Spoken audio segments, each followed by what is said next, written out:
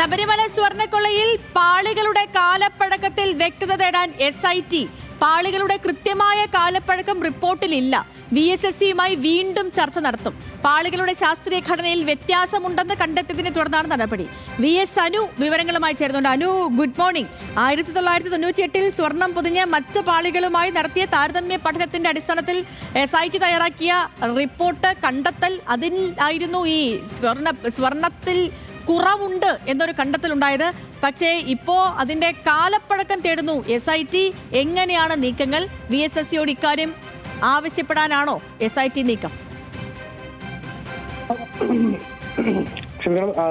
Good morning.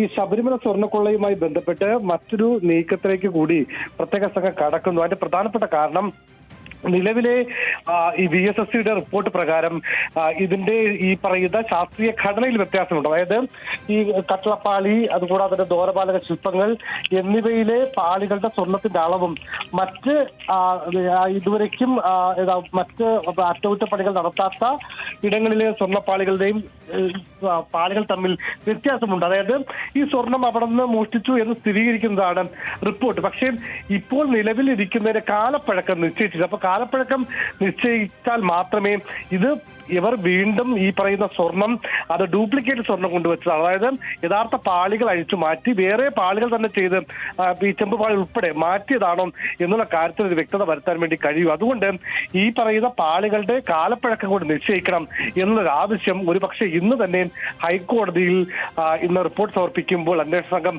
ആവശ്യപ്പെടും. ഹൈക്കോടതിയാണ് അക്കാര്യത്തിൽ തീരുമാനമെടുക്കേണ്ടത്.